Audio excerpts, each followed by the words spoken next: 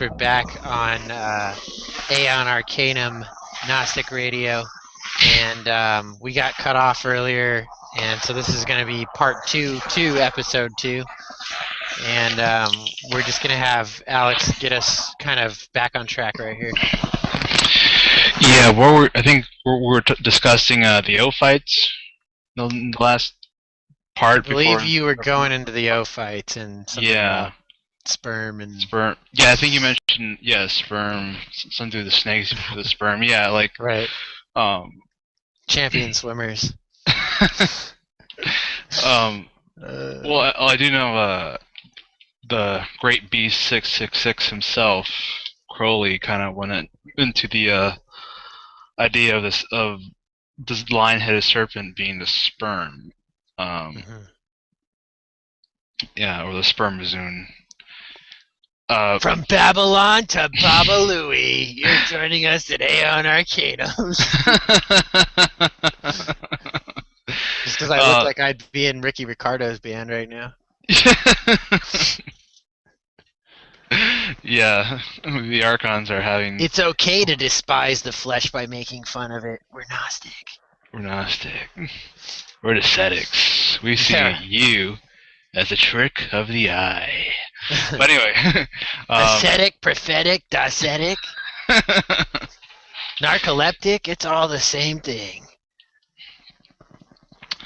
But what I was saying earlier is, as far as when Aleister Crowley kind of connects the sperm with the lion-headed serpent, it kind of makes sense because you got our viewer back too. So oh, great! Be on your best behavior. When I forget which. I think it's on the Origin of the World or the Hypostasis of the Archon. I think it's where the demiurge implants sexual desire within Adam and Eve when he I think when he attempts to rape the dark image of the shadowy image of Eve, and I think Eve turns into a tree, or a spiritual Eve. So it's kind of like she uses kind of a docetic powers, if you will, kind of like Christ does, to deceive the like Archons. I said about the dove. Yeah, Serentus, it was very docetic. It's a docetic dove. Yeah. Docedove. It's like basically kind of like it changes shapes. It's a shape-shifting entity. Right. Well, Docetism's interesting too because trying to think. In the Gospel of John,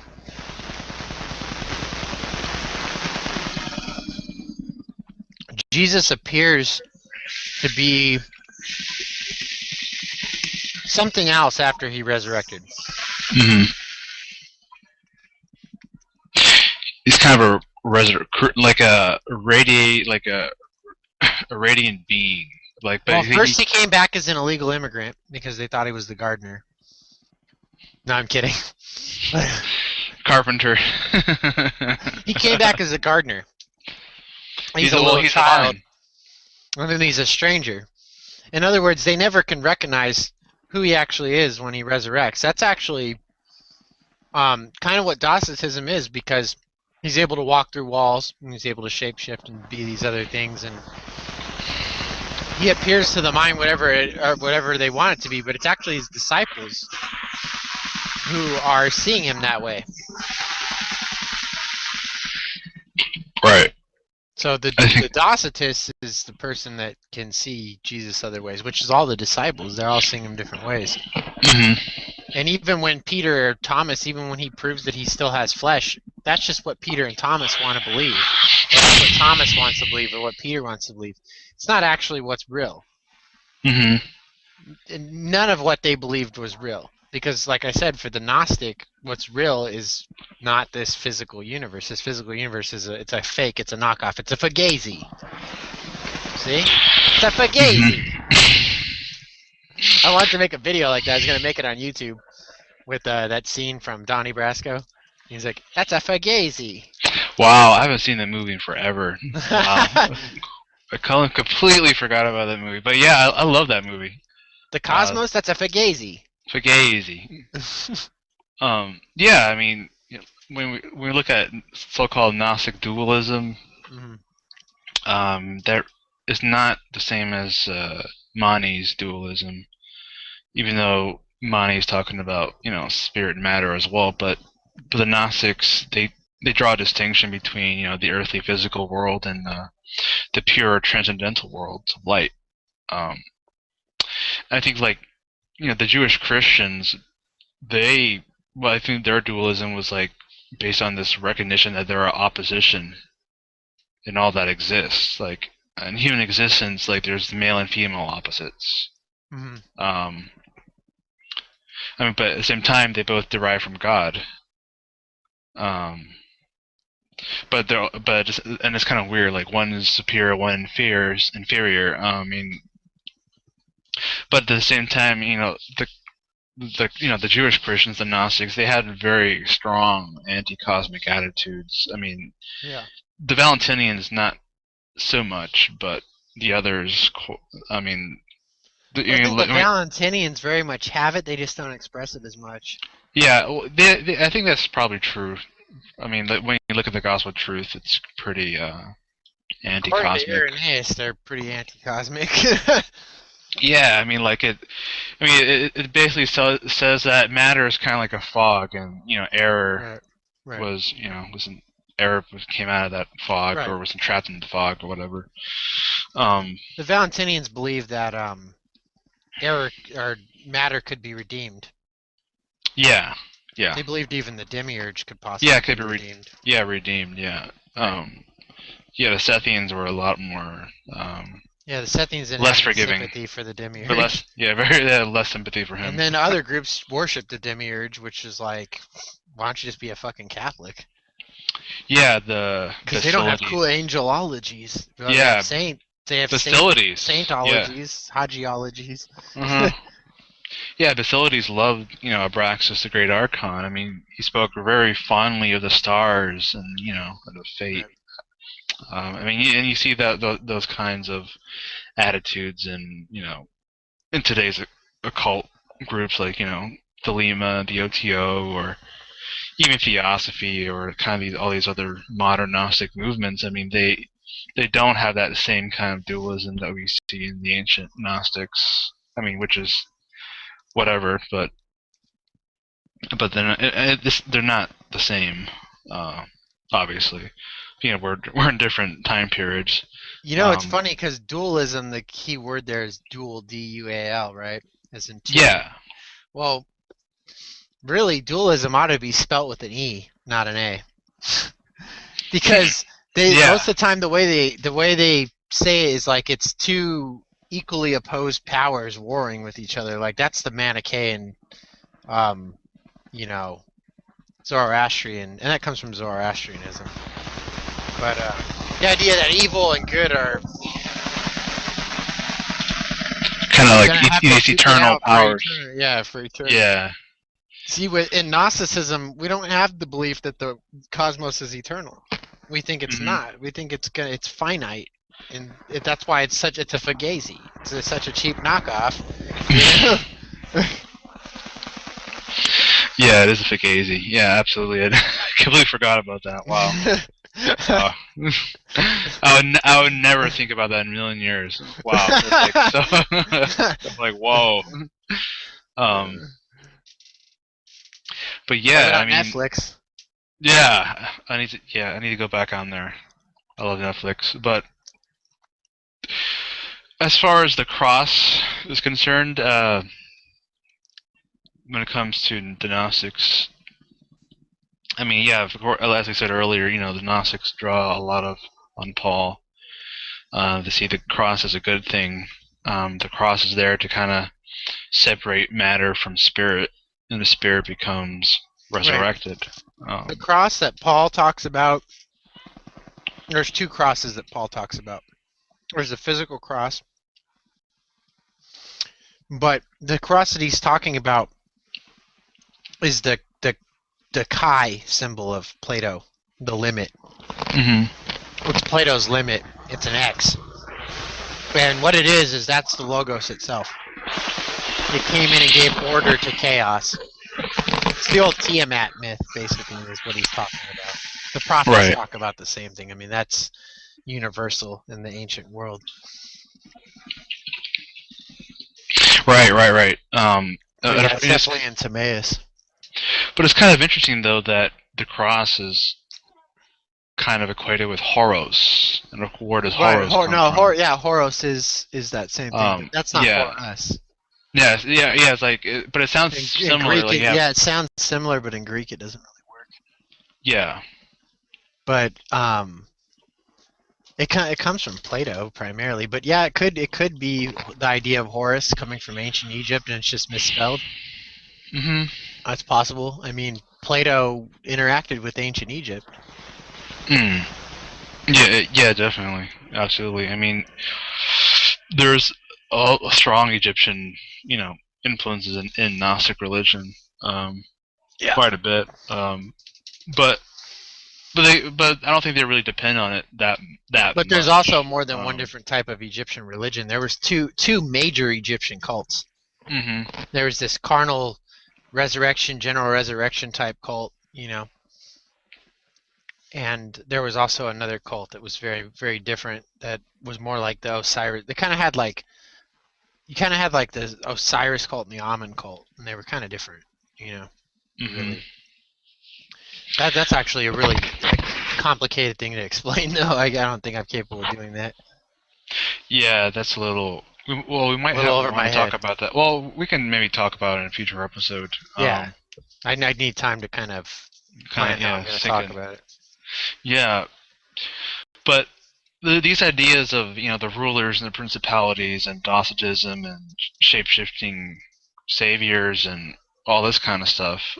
I mean, it's not really alien to Christianity when you actually read Paul's letters. I mean, it's not. Well, here's something interesting for you from Timaeus. Mm-hmm. This is talking about the demiurge, actually. And you see the four luminaries and the seven archons in Horos is actually all on this page, right? In Timaeus, in varying different degrees. So he says here, and this is page 1237 of the edition I have. But it says, so in order that this living thing should be like the complete living thing in respect of uniqueness, the Maker made neither two nor yet an infinite number of worlds. On the contrary, our universe came to be as the one and only thing of its kind, is so now and will continue to be so in the future. Now that which comes to be must have bodily form and be both visible and tangible. But nothing could ever become visible apart from fire, nor tangible without something solid, nor solid without earth. That is why, as he began to put the body of the universe together, God came to make it out of fire and earth. But it isn't possible to combine two things well all by themselves without a third. There has to be some bond between the two that unites them. So he's referring to metallurgy and things like that when he's saying this. Now, the best bond is the one that really and truly makes a unity of itself together with the things bonded by it. And this is in the nature of things is best accomplished by proportion. So here you have the three natures. Yeah, it gives all life its proportion, right? And the Timaeus got this out of Egypt, a lot of this stuff. So he says, so if the body of the universe were to have come to be as a two-dimensional plane, a single middle term would have sufficed to bind together its conjoining terms with itself. So now he's going into math. As it was, however, the universe was to be a solid, and solids are never joined together by just one middle term, but always by two. Yet again, going back into different crafts like metallurgy. Hence the gods set water and air between fire and earth and made them as proportionate to one another as was possible. So that what fire is to air, air is to water, and what air is to water, water is to earth. So then he binds them together, blah, blah, blah. And then it gets to the point where he says, now each of the four constituents, so the four luminaries, fire, earth, wind, and water, was entirely used up in the process of building the world. So all the earth and water and fire and every element that he had, he put into material creation. Now, it changes forms, but it's always the same amount of everything. This is the old Platonic mistake, that matter can't be created or destroyed. It's actually false. The idea that God created everything that'll ever exist is bullshit. And that's his idea. And so he says, the builder built it from all the fire, water, air, and earth there was, and left no part or power of any of them out. The Gnostics differ on this. But he says, his intention in doing so were these. When he says the builder, he's saying the demiurge. Right. First, that as a living thing, it should be as a whole and complete as possible and made up of complete parts.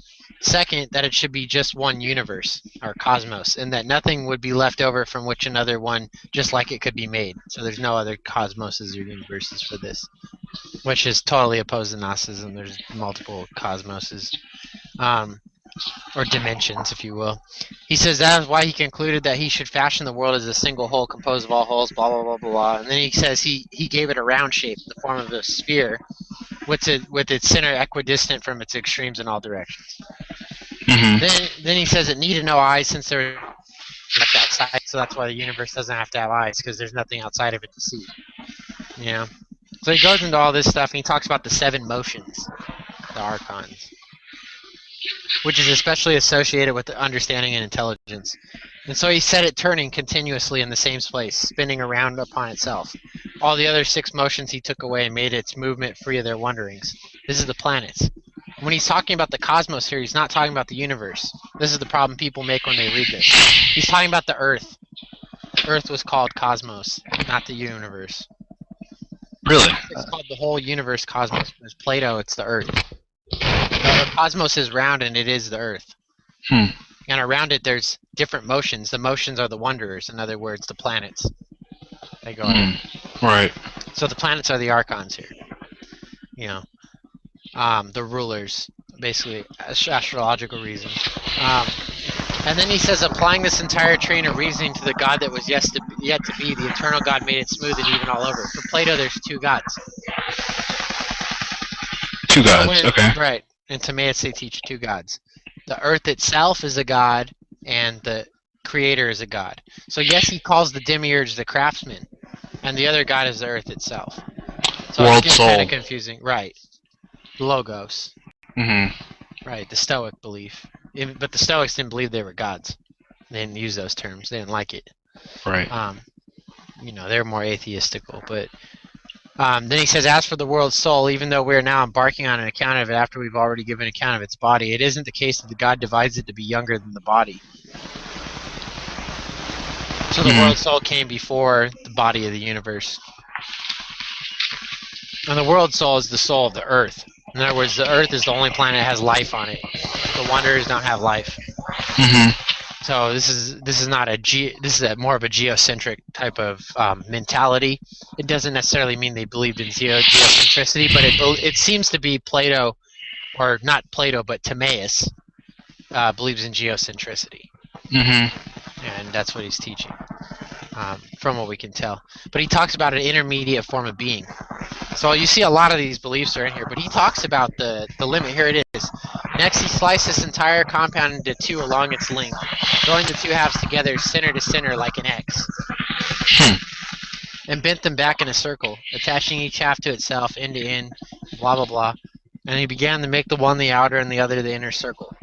So he says that he was dividing things from each other in order to give order to the universe. So that's the limit. That's what that is for Plato. But that's on page 1240 of this edition. Plato's Complete Works by John M. Cooper, Hackett Publishing. How much is that I for don't viewers? remember. I Oh, have okay. no idea. It's pretty big, though. This is the complete. This is everything Plato Wow. that exists today still. Okay. It's probably pretty expensive. I think it was like something like $40. It's a hardcover. I mean, I guess it's not too expensive for all his works. I don't remember how much it was, though. I got it at Barnes & Noble, which is pretty much where I buy all my books unless I have to go online. Some books you have to go online. If you want good books on Gnosticism, a lot of times you got to go on Amazon, too. Yeah, I get the majority of my books on all this stuff. Amazon is a place where I go usually. Yeah, I'd like to get that Petrament book and some other books that you have, like the Bracky book, but I broke as shit right now, and plus, most of the time, I before I didn't really like to read scholars because I find that I get more out of the primary sources than the scholars. Yeah, so do I read it on its own. I really don't like to look at what other people. I'm sure you've seen that about 90% Yeah. of what scholars say is to please their publishers. Yeah, or to please, or just kind of like please, their appease the mass, or not really the masses, but well, more to appease their careers, really. I mean, and not to step on the wrong toes. Right. But Petraman, I think, she doesn't really care if she steps on toes. Have that worry, yeah. I mean, she basically says, yeah. Everything we've been saying all this time is actually. She says, "Screw the scholars; they're just fungus in the toes of the demiurge." Basically, but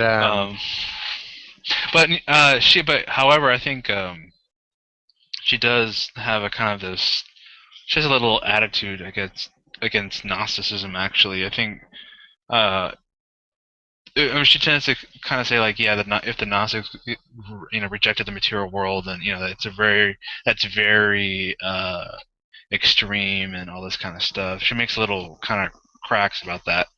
Yeah, catch her on a day when the government fucks her over and she loses her house. She might change her mind. Exactly, but it's very telling. It's very telling the things people say about Gnosticism. It really tells you where they're at in their life, because the majority of people that have a very low view of Gnosticism, or they don't really care for it too much, are people that typically are caught up in the material world. Right. They're of the world, basically. Right. Which the people that John, if you actually read First John in its context, it's not talking against Valentinians because they believed in the incarnation. It's actually talking against non-Gnostics. It's more Gnostic than it is anti-Gnostic. Yeah, it talks about people that are of the world, which is to a Gnostic, everyday regular Christians and psychics and stuff. So you can definitely read First John from a Gnostic perspective. Well, we live in a world of confusion, a world of anarchy, a world of madness, a world of predators, a world where children get sold off into sexual slavery. We live in a world where wars happen every 5 minutes. I mean, right, and the atheists use that all the time to talk against God, but you'd think they believe in God more because of those things. You'd think they believe in a spiritual realm more because of those things. And that's why the Gnostic is an anomaly to these people. Yeah, and I mean, we're in this body that's kind of dying every little day. I mean, every day, I think, when you think about it, it's kind of like a gift. I mean, I know it's kind of cliche, but like the next day you live is another chance that you can. Oh, every day you're not in pain. Every day you're not in pain is a gift. Yeah, but every day you can achieve salvation in a sense. Right. Because to a Gnostic, you don't achieve the resurrection after you're dead. You achieve the resurrection while you're alive. Right. That's what at least what the Gospel of Philip says. So that's what Paul says too. Yeah, that's in Romans 6. They all say that. Yeah. Marcion said the same thing. So this idea that we have that our body is going to be resurrected at the end of time. No, it's not. Right, and they got called Sadducees for saying that. They thought it was denying the resurrection, but it's not. It's not denying the resurrection. It's saying that you got to receive it now. You can't wait till the day you're on your deathbed and then receive the resurrection. Yeah, it's definitely. I mean, it is going to be. It is a real event after you die, though. I mean, they say that in the treatise on the resurrection. He goes, it is real. The resurrection's real. The world's an illusion. He said that the most real thing is the resurrection. I mean, the idea that you're actually going to become pure spirit is the absolute core of the whole belief, Just like Paul says. The idea that you're going to resurrect in a physical body, and physical in the sense that you're made of flesh, is a vain belief. It's nonsense. And even Jesus himself says, if you won't see the kingdom of God unless you're born of spirit. or born of water, or born again, or born from above. Above, right. Yeah. I mean, it's the same Gnostic idea. Or whenever Jesus says, let the dead bury the dead. Right. What does that mean? I mean, well, he's let the ignorant people that are Hylic and attached to this world bury the dead. Yeah, like why do you bury the dead? A lot of people don't realize that the whole process of burying people has to do with has a lot to do with superstition. We don't bury people in the ground because it's useful. We bury people in the ground because there were cultures that believed that if you burned people and they died of an illness. Most people die of something and then they decay, right? They believe that if you burned a mass amount of people like that, you were letting miasmas into the air. Yeah, the flesh profiteth nothing. Right. That's it's. I mean, the flesh has a terrible stench. Right. When we don't shower, Right, yeah, exactly. And you got to think people showered and bathed a lot less back then. Yeah, and they stunk. They stunk. People, they stunk so bad. The thing is after they probably were full of germs, but when you smell that bad, you get used to smelling yourself, and so you don't really you don't detect it. Yeah. Right, and so they didn't detect how bad they smelled, but I'm sure once one of them took a bath and went back out to them and smelled everyone else, it was like, ugh. Yeah, I mean, like for Paul, I mean. Well, and think about it too. We live in a convenient world. These people didn't live in a convenient world. I mean, yeah, we have a lot darker place. It was still similar, but they didn't have refrigerators. They didn't have microwaves. They didn't have ice. They had no ice. You couldn't wake up one morning and it's really hot in the Negev desert and put some ice in there into your cup of water. They had no way to make ice. You can't refrigerate anything. Yeah. Right. They had no refrigeration. They didn't understand thermodynamics for crap. They didn't understand closed systems for air conditioning. They didn't have any of that. That's one of the great things of the 20th century. So there's a lot of things they didn't have, and they didn't have convenience stores. They didn't have good sanitation. They didn't have a lot of the things we have now. They didn't have antibiotics. So the ancient world, it was a miracle if you made it past your first day of life. So they definitely it would have been even harder for some of them. People that had a good life back then, it would be very hard for them to be a Gnostic. Because they worked so hard to have the miracle of life that they would be so attached to it. And you'd think, they'd become Gnostics, but it's very doubtful that someone would become a Gnostic that way. Someone who was a Gnostic was probably someone that had a terrible life from the moment they were born. Plotinus, or Plotinus rather. I mean, he talks about the Gnostics in his writings. He says that the Gnostics, the reason why they're so adamant against the created order of the cosmos is because they suffer from economic disposition compared to the pagan elite of that time. Right. That's exactly why. I mean, that definitely does make sense. Because a lot of these the pagan elite of that time period, they didn't really care much for the Gnostics or even the Hermetics even. Well, in Rome, they didn't really care for the poor at all. Actually, the only thing that they had for society that was the only type of welfare they had that was really pervasive was the grain dole from Egypt. That was a product of the Pax Romana system of Augustus.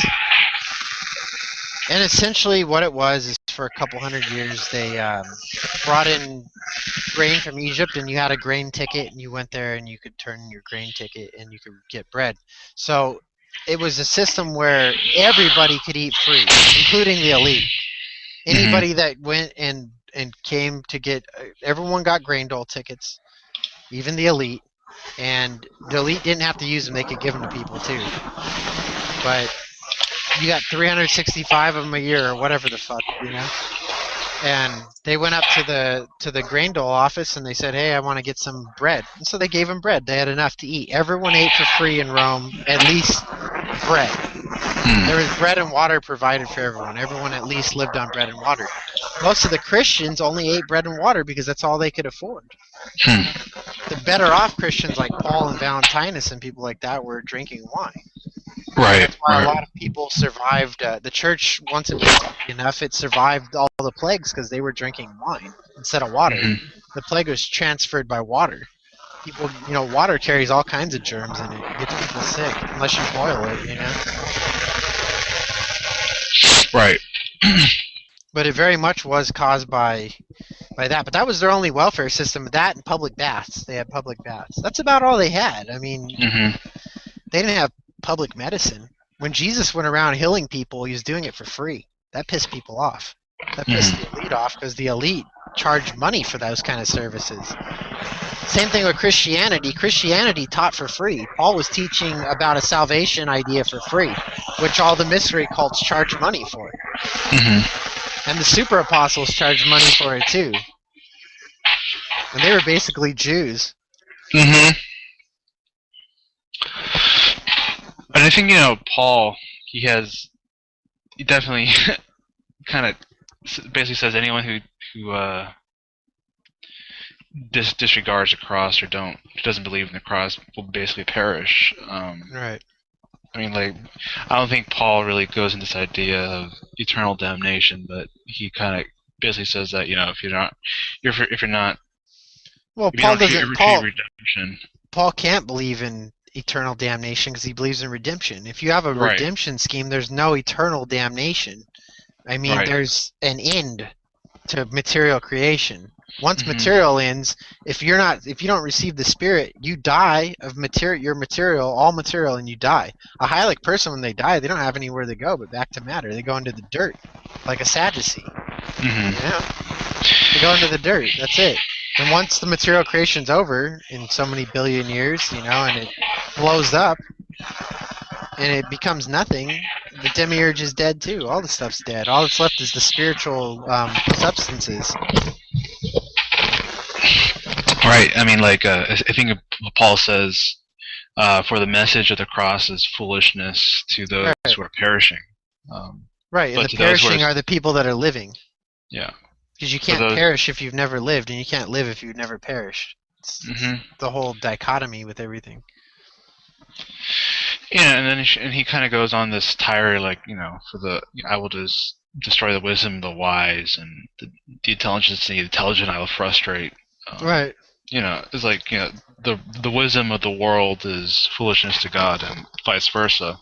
Or the spiritual matters are foolishness to the flesh, and vice versa. So I mean, Paul was trying to get. I think it was very Platonic in that sense. Yeah, I don't know. I really like the Gospel of Thomas. It's probably one of my favorites. But yeah, I'm glad you mentioned. And here's what he says. He says, "This heaven will pass away. The sky." He points out, the sky will pass away, and the one above it, the space, will pass away. The dead are not alive, and the living will not die. And what he's saying here is, see, the dead are not alive. Let the dead bury their dead. This ties directly into what you were saying. So the dead are not alive because they haven't received the Spirit. And the dead are actually people that we think are alive. Okay? They look like they're just like everybody else. Everyone we see, that's part of the whole illusion factor. Everyone we see is alive. But there are people that haven't received the Spirit and aren't going to have eternal life. So therefore, they are called dead. So that's what he's referring to. And the living will not die. In other words, we'll suffer a physical death, but we won't suffer a spiritual death. He says, in the days when you consumed what is dead, you made it what is alive. Well, he's talking about consuming possibly the Eucharist too. But it's also tied into another passage talking about eating lions and lions eating people and yada yada. But it's also the idea that you converted people that were dead to be alive. And it says, when you come to dwell in the light, what will you do? On the day you were one, you became two. On the day you became one, you became two. What he's saying here is that On the day that you became one was the day you were born. Right. That's when your spirit and your soul and your flesh became one, or your soul and your flesh became one. You became two. In reality, the day you thought you were unified, you were divided, because you were trapped in this material prison. To truly be one is to be only spirit. And he says, but when you become two, what will you do? In other words, when you're torn apart, when you're divided, like Ascension of Isaiah, when he sawed in half, that's what it's referring to. That whole sawed in half is a parable about the spirit being cut off from the flesh. Right.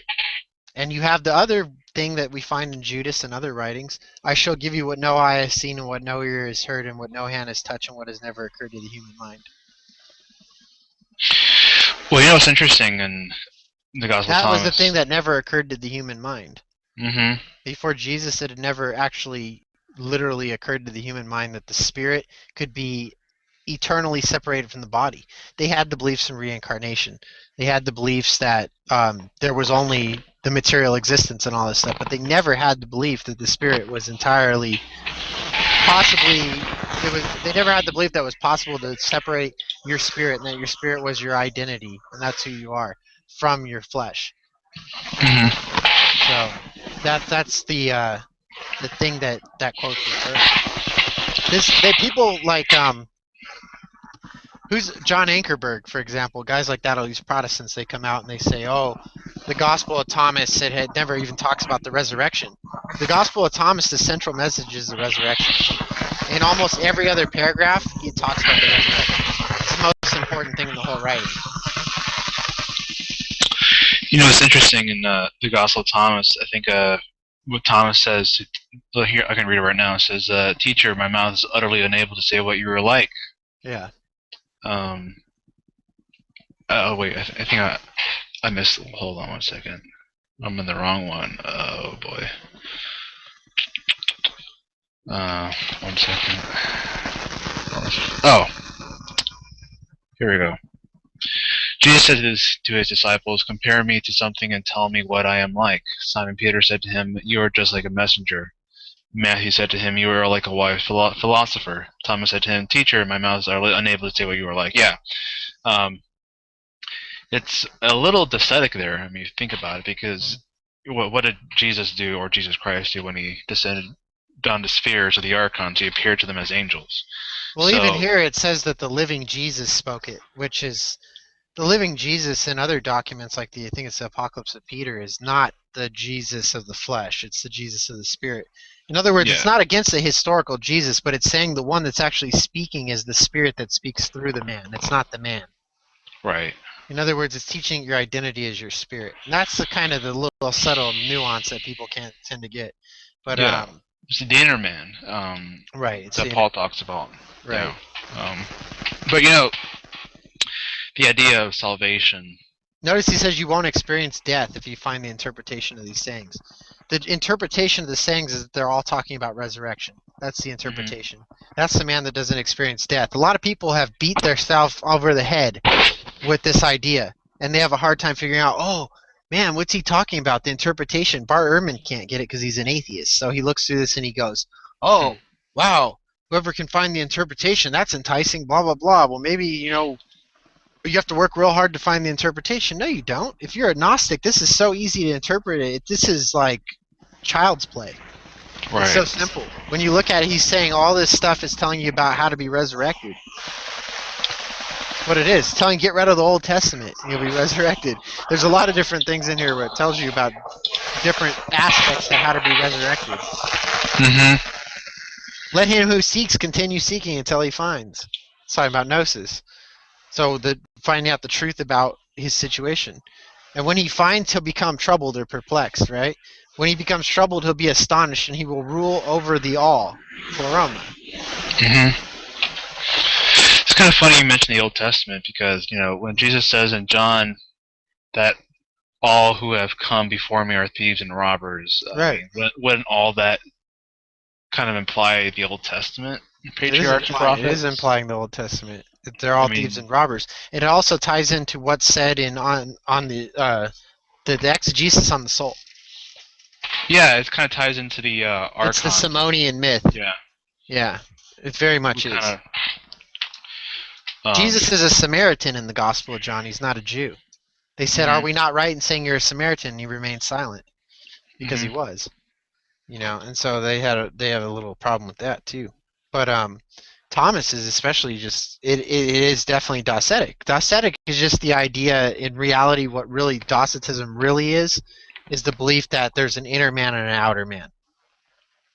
Right. That's the core belief of Docetism, I'd say, if you had to really dig into it. But he says, if those who lead you say to you, see, the kingdom is in the sky, then the birds of the sky will precede you. If they say to you, it's in the seas, then the fish will precede you. Rather, the kingdom is inside of you. The kingdom of heaven is the inner man. It's the self-autonomous spirit, and it's outside of you. And when you come to know yourselves and you become known, you will realize that it is you who are the sons of the living Father. But if you will not know yourselves, you dwell in poverty, and it is you who are the poverty. Dwelling in poverty is dwelling in the flesh. And when you dwell in poverty and you think you're in poverty, you're the poverty. In other words, you become into this mental conundrum where you think your spirit and your flesh are one, inseparably. And so that's what poverty is. It's a mental poverty. Damn the soul that depends on the flesh, and damn the flesh depends on the soul. Right, exactly. It's kind of funny you say when we talk about the flesh and all that. I think one day I had a really weird experience. I don't know what happened, but I think I drank some weird tea or something and having some kind of head trip. Ayahuasca, but I really felt like after I drank that tea, I felt like, yeah, I'm kind of trapped in this lump of flesh. I'm just kind of like stuck in this meat sack, and yeah, I'm like, oh god, I feel everything's kind of like heavy and just, It's kind of like when people talk about their out of body experiences, like they're in the shower. They equate to the shower, and then when they return they get out of the shower, they're back in this cold, miserable existence. Like if they're stuck in the shower, if they're back in the shower, they're kind of in a spiritual, semi-spiritual existence. But if they're out of the shower, out of the warmth, and they're in this cold kind of which is why state. They call it summer. Yeah. The pleroma is summer, and it's hot, and they describe it that way. And this world is cold in winter because those are less desirable things, But it's also because the spirit rises based on heat. Right. The heat rises. It's simple thermodynamics. Heat rises. So that explains why you get those feelings, because the spirit is actually, in fact, electrical energy. Is what it is. It's an electrical force. The Hindus thought that it was 1/20,000th the size of a needle or something like that, lodged in your heart, and that's what made your heart beat. Right. And that's why we can apply defibrillators to you, and it shocks your heart back into starting. When that energy leaves your heart, you die. That's what death is. That's when your spirit leaves you. That's your death. That's what death is your spirit leaving your heart. Nothing else. Your spirit can leave for several different reasons. In fact, a lot of the great masters of the Hindu religions, like Krishnaism, they decide what day they die. They actually decide when to die. They lay down one day and they know how to make their spirit leave their body. And they do it. And it's real. People witness it. They have 50, 60 people around them watching them die because they commanded themselves to die. Yeah, some Buddhist monks who do that. They pretty much meditate to death. Because they're constantly meditating on death. Yeah. Right. You can leave your body whenever you want. It just depends on, do you want to learn how to do it? Right. Do you want to leave your family with a $5,000 bill for your funeral?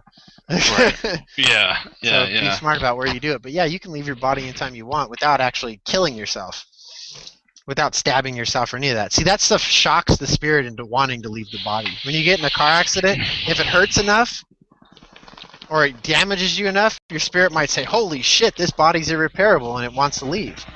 Right. It's just encouragement for the spirit to leave the body.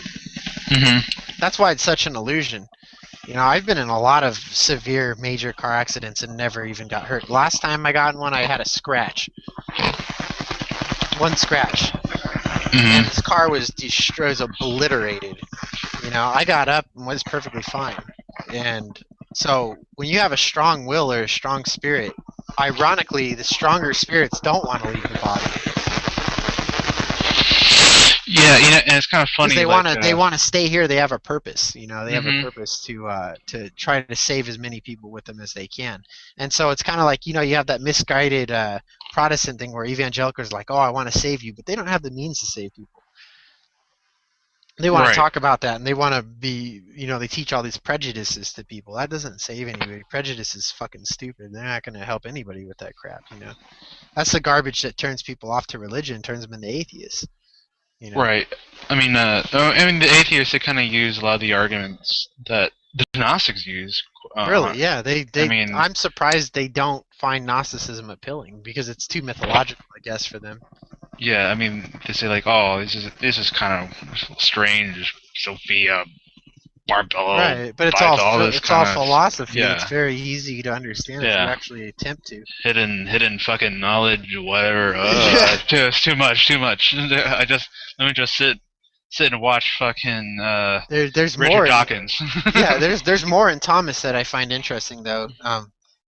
He says his disciples questioned and said to him, "Do you want us to fast? How shall we pray? Shall we give alms, and what diet shall we observe?" And Jesus said to them, "Don't tell lies, and do not do what you hate, for all things are plain in the sight of heaven. For nothing hidden will not become manifest. Well, your spirit is hidden, and it becomes manifest at the resurrection. And nothing covered will remain without being uncovered." Yet again, talking about the resurrection. And so he's saying, if you want to be resurrected, you have to abstain from evil. Don't tell lies, and don't do the things that you hate. Right. So simply, you don't have to tell people to not do the things you hate. All you have to do to obtain the resurrection is to not do the things you hate. So if you hate murder, don't murder. You'll obtain the resurrection. Don't tell lies. Don't do these things. This same exact thing about fasting you find in the Shepherd of Hermas. Almost verbatim. Yeah,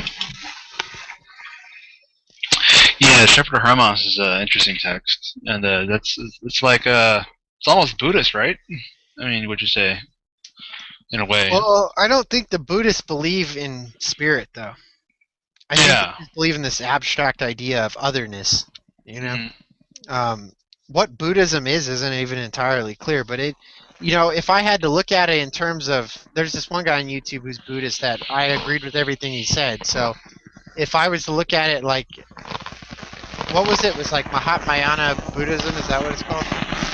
Yeah, I think there's like quite a few schools. There's Mahayana Buddhism. Yeah, I think it's Mahayana Buddhist. Yeah. There's Theravada Buddhism. Mahayana was the closest to Gnosticism, I'm pretty sure. They actually believe in a spirit and all that stuff. Yeah, they talk about the Buddha nature or whatnot. Right, exactly. It's very in line with that, yeah, definitely. Yeah. From what I can tell. But yeah, the like always just go to Corinthians 15 and it pretty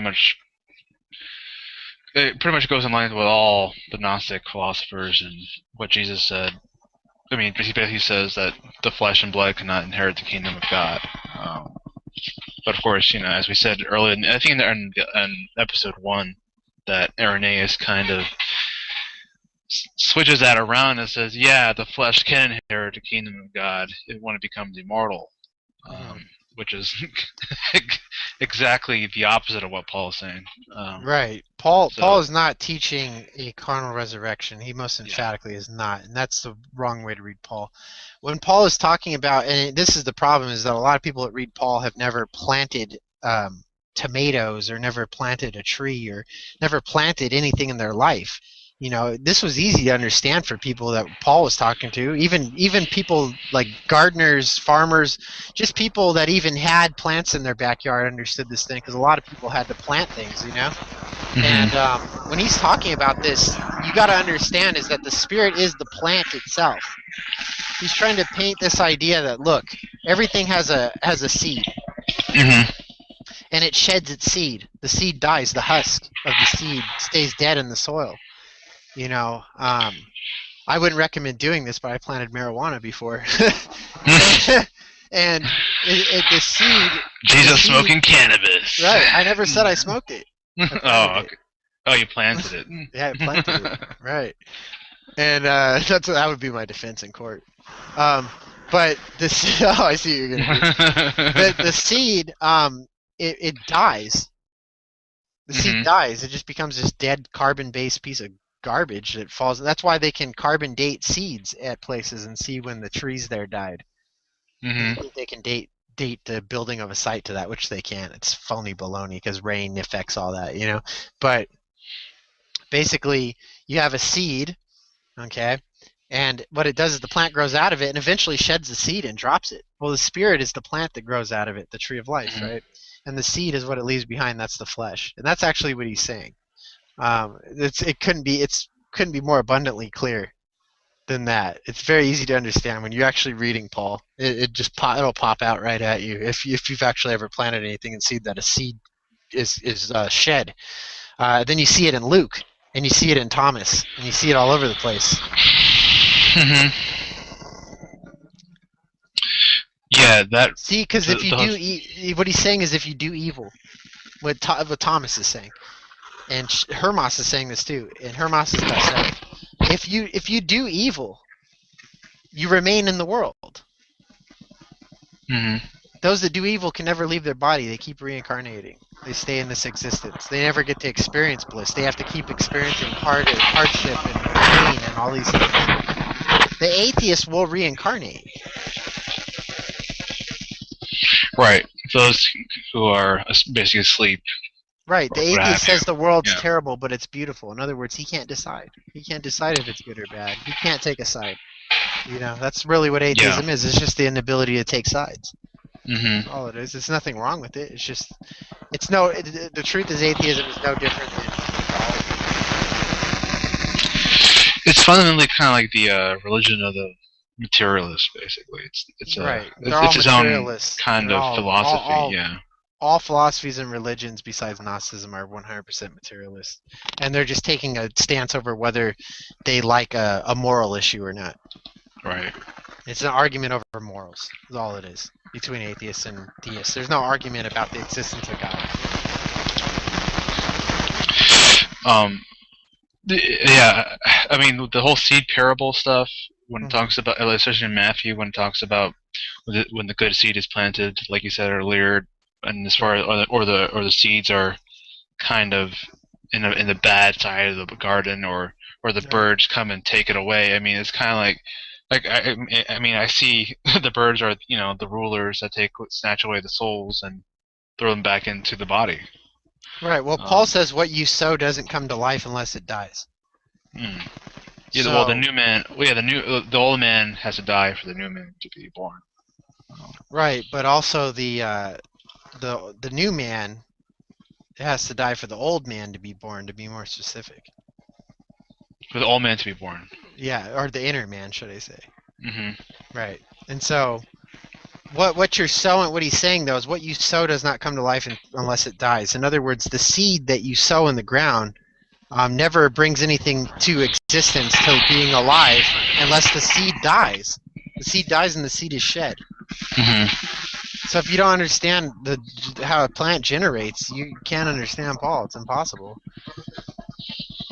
But the difference is that he's saying the spirit is of a completely different thing. It's not material. He's talking about life. Right.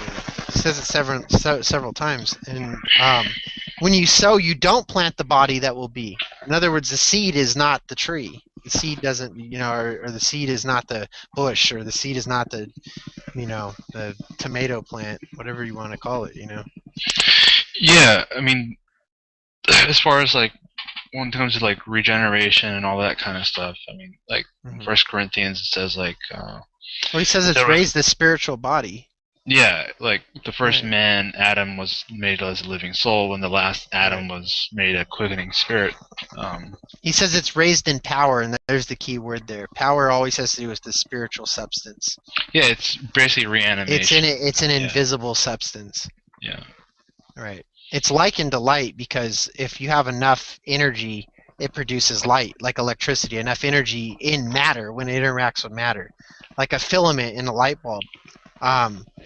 Electricity, you can't see electricity; it's completely invisible. A lot of people aren't aware of that. They don't really know that it's completely impossible to see electricity. The only way we can see it is once it heats up a filament, because electricity, it does work and it has energy. Well, when it goes into this filament, it creates enough friction to where you can see the filament getting hot. You're not seeing like a light in that light bulb. You're not seeing light. You're not seeing electricity. That is not what you're seeing. What you're seeing is a filament get hot. Mm-hmm. Right. It's actually melting. Mm. That's why light bulbs die, because the filament breaks from being melted too many times. Mm-hmm. And so that's actually how electricity works. That's what Paul's trying to show you here. Power. Power is invisible. The powers, when we're talking about the powers, that's the invisible aspect of the archons, is the powers.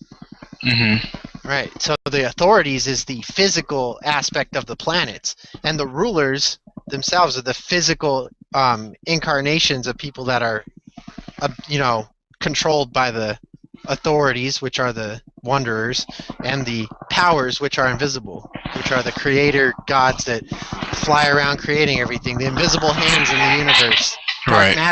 Dark matter, if you will. I mean, the archons, the rulers, are basically the crucified, and they basically crucify themselves when they crucify Christ, the Lord of glory. I mean, it's this idea of death before life. I mean, you have to experience death to have life, but not many people experience that kind of death, and it's not a literal death necessarily, but it's the death of the old spirit self. Right. Death is the concept of death is the concept of discontinuation. Yeah. Like if we say, "Oh man, that TV show died out," it went off the air. You could say it died out. Mm-hmm. You know what I mean? Or, "Oh, that was the end of that band. Oh, they're dead. Punk is dead." Right. It's not popular anymore. There's plenty of ways to use words like that. You know what I mean? So that was definitely something they had. Well, apparently we have 3 viewers, so I don't know. It's good. That's the most we've had. Oh, cool. Awesome. But yeah. So like we were saying with Docetism, though, there's all these different beliefs on. Oh, maybe it has to do with the incarnation, or maybe it has to do with the resurrection. The truth is, Docetism had to do with whatever was convenient.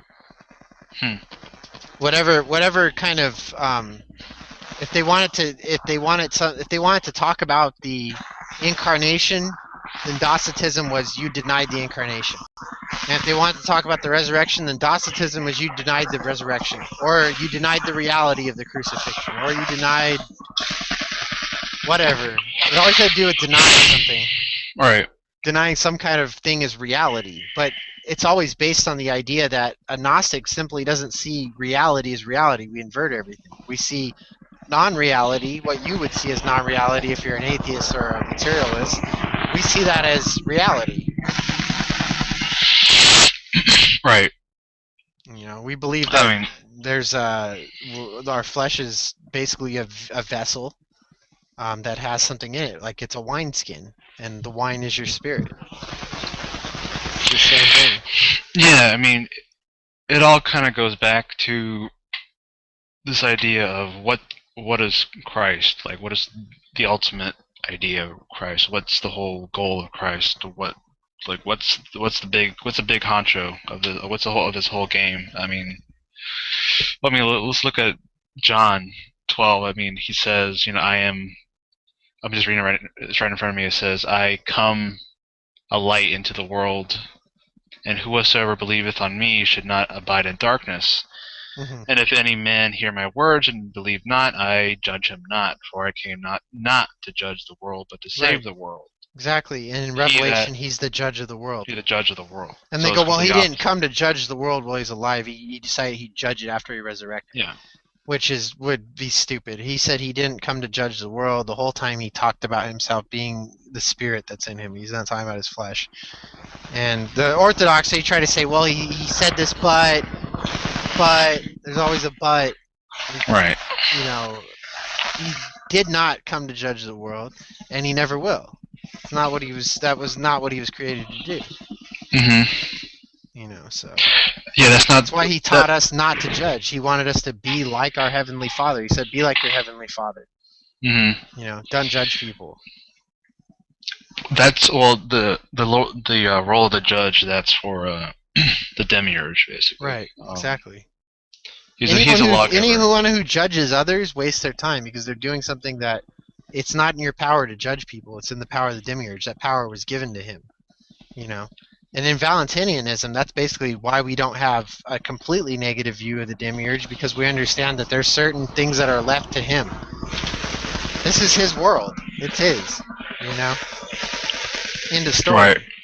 You're going to have to render an account to the demiurge. You do. You know, and that's why if you're not a Gnostic, you're going to have a hard time rendering your account to the demiurge because you're not going to be able to escape him. You're going to have to account for every single sin. When the Bible says you're going to have to account for everything, you do realize what that means, right? You're going to, everything you've done. I mean, you should know what that means. You're the one going to law school.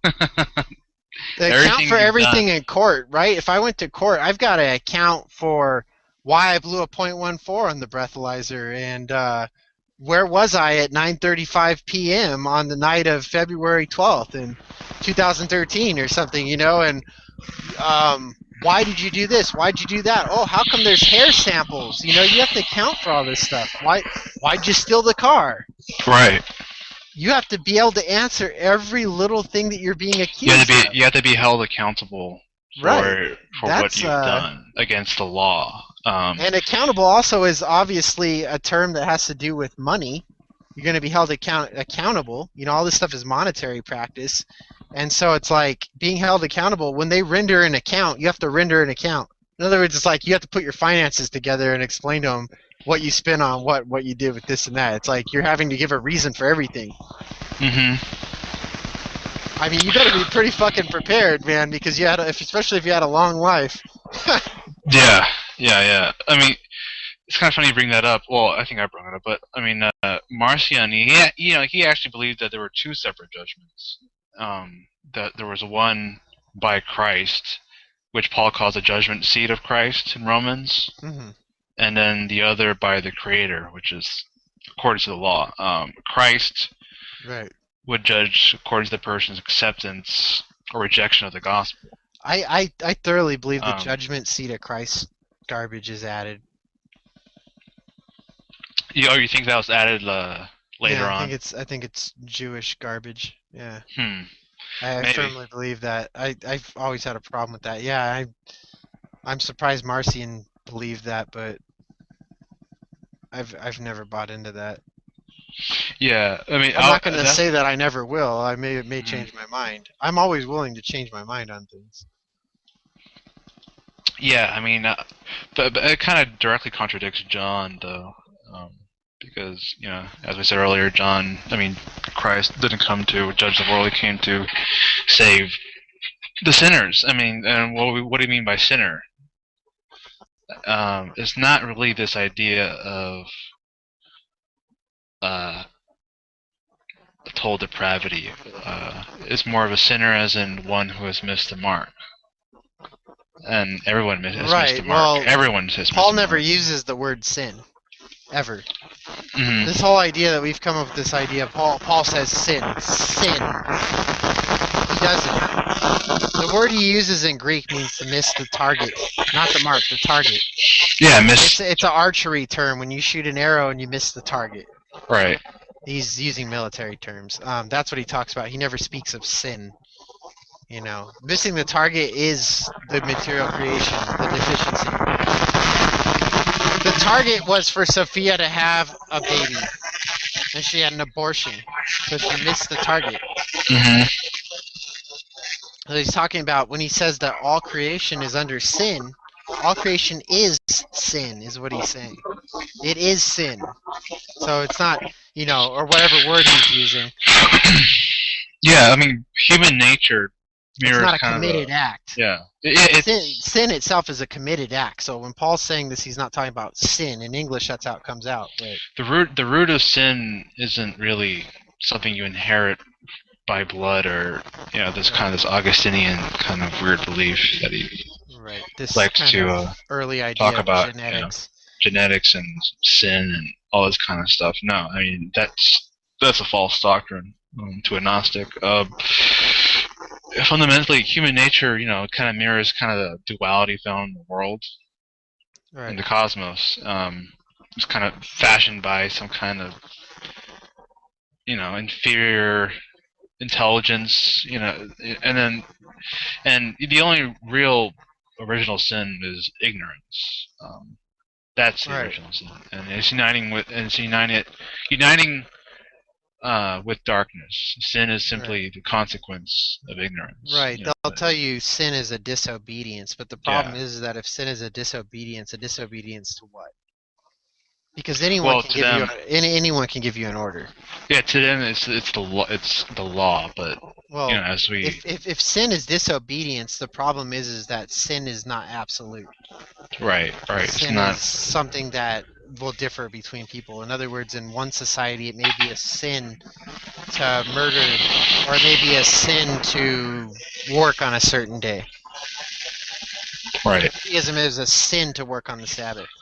And Tertullian and all these guys, they go, the Sabbath wasn't against works of the Spirit. Yeah, it was against work altogether. And then they go, what about Joshua doing this and that? Right. They were at war. In other words, they were guilty of the sin they would have to account for. When Joshua was marching around Jericho on the 8th day, even though God helped him, he sinned. Well, it's kind of funny when we talk about sin. I mean, like when Paul talks about it, when he talks about good works, especially, they're performed as a result of salvation, not as good works that exactly that what will Luther save you. felt about it. Right. Yeah. It's Luther was right about that. Yeah, I mean, he obviously got that from Paul. Right, he got that directly from Paul. He got it from Marcion too. Definitely. But this idea that Paul and James had some kind of debate with each other over works is fallacious, because the Epistle of James didn't even exist until the 3rd century. The real James of history, was friends with Paul. And he was most likely the brother of Mary Magdalene, and the son of Dudas. And Dudas was in line with Paul, so it seems to be a false dilemma created by people that hated Paul. Yeah. The Orthodox definitely had an axe to grind with Paul, and even though he was so popular, but we had we have to do something about this, so let's just kind of separate him to different characters. But I mean, wow, how long have we been doing this? I don't know. I'm getting tired though. I feel like maybe I'll read the one thing from Shepherd or Hermas real quick, and then we'll cut it off. Let's see. All right. Because I had it ready right here, and I was gonna go over it. All right. Find it real quick. We didn't really give any of the stuff from Ignatius and stuff like that, but we don't have to. Yeah, I don't think it's necessary. I don't think it's necessary. I'm sure that's the stuff people have probably already heard all that crap on a daily basis. Yeah. Here it says in Hermas, and I don't remember exactly what chapter this is, but I have a picture of it right here to prove that it's really there, if you can even see it. But I took a picture of it out of my books. Unfortunately for my Shepherd of Hermas, it comes from 2 books. Bar Ehrman just gives excerpts from it. And my other book, The Lost Books on the Bible, has all the stuff that's missing from his. And he has some stuff missing from theirs, because it has a lot of copyist errors. But it says, God made the Holy Spirit dwell in the flesh, and he desired, even though it pre-existed and created all things. We don't know exactly what this means. There's a problem with the meaning. This flesh, then, in which the Holy Spirit dwelled, served well as the Spirit's slave, for it conducted itself in reverence and purity, not defiling the Spirit at all. So the body's just a slave. It's a vessel. Mm-hmm. Since it lived in a good and pure way, cooperating with the spirit and working with it in everything it did, behaving in a strong and manly way, God chose it to be a partner with the Holy Spirit. Then he says, first of all, this is another part later in the writing. First of all, sir, said I, tell me what this rock and this gate denote. Hearken, said he, this rock and this gate are the Son of God. So you see the Son of God is the gate, like in the Gospel of John. I replied, sir, how can that be, seeing the rock is old, but the gate is new? Here, said he, O foolish man, understand, the Son of God is indeed more ancient than any creature. The Ancient of Days is the Son of God. Insomuch that he was in council with his Father at the creation of all things. But the gate is therefore new, because he appeared in the last days in the fullness of time. Pleroma. That they who shall attain unto salvation may by it enter into the kingdom of God. So those are the Docetic quotes from Yeah, Docetism really does appear in a lot of different writings that a lot of people don't really realize. Even also in Philippians too, as well. So on the next show, what did you want to go over? Maybe we could go over a writing or a certain book, or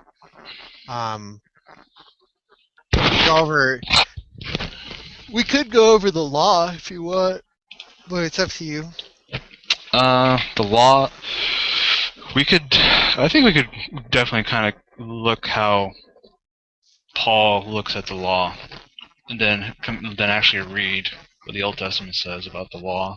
Yeah, let's go over the law. And I think we could also. It's kind of funny. I think it was on Tuesday. I was driving to a basketball game, and yeah, I remember you put it on Facebook. And the guy was talking about the Dead Sea Scrolls and the Essenes, and I think in our next episode, I think we should talk about that, because it's something that a lot of people don't really talk about too much about. And we look at the Qumran writings and all that kind of. Well, you see the Children of Light theme stuff. a lot, and they're actually. I don't want to get heavy into the Dead Sea Scrolls yet. But okay. I am willing to do a little bit. The resurrection from their opinion on resurrection. There's a writing on the resurrection in there. It's very important. So Dead Sea Scrolls resurrection stuff we can go into. Yeah, we can definitely kind of. Maybe Children of Light stuff if you want to bring that material. Yeah, I mean, have the references ready and stuff. I'll try to have everything typed up and ready to go.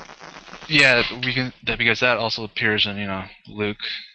Right. And we could talk about the parables and right. We can see what they mean. But yeah, I mean, it's been an interesting episode with our different technological difficulties. With one of the high holy days of the year, St. Valentine's Day.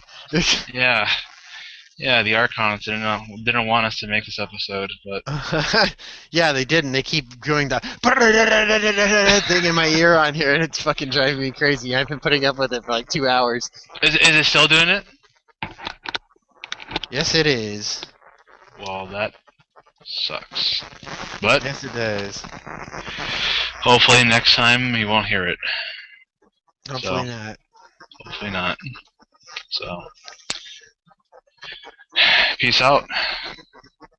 And that's for everyone watching. Happy St. Valentine's week. Yeah. Be good to your loved ones and be merry. May the Gnostic be with you. May the Gnosis be with you, and be merry, eat chocolate. Don't eat each other. Don't eat each other. Make love, not war. Okay, this has been Aeon Arcanum. Don't despise it because it's small. Human smallness. Yeah, none of that. No. And what was I gonna say? I guess we should wrap it up, huh? Put it up again. This was the Don Juans of Gnosticism at Aeon Arcanum, proudly seducing young Orthodox virgins one at a time, broadcasting live from the hot pleroma of love. for the St. Valentine's Day edition, Februarius 15th in the year of our demiurge 2013. We are not endorsed or funded by Archontic entities, nor do we accept sacrifice. We're here to slap the highlight Kool-Aid taste out of your mouth. Stay tuned to remain in your ignorance.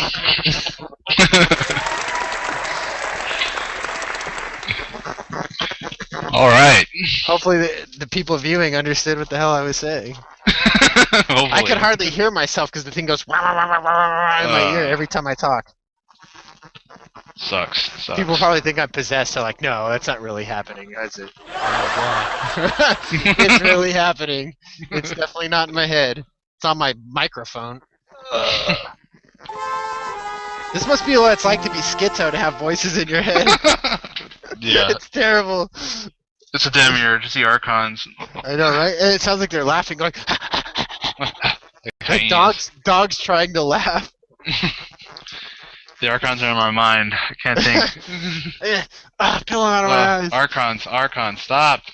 Alright, so I guess this will be it, and yeah, I don't know. I was gonna put music on to lead us out, but forget it. Yeah, this maybe is next time. part 2 to the second episode, and that'll be it. That's a wrap. Peace. All right, Thank peace you for out. viewing, and next time we'll be doing probably something on Paul's view on the law and the Dead Sea Scrolls. All right, peace out. All right, later.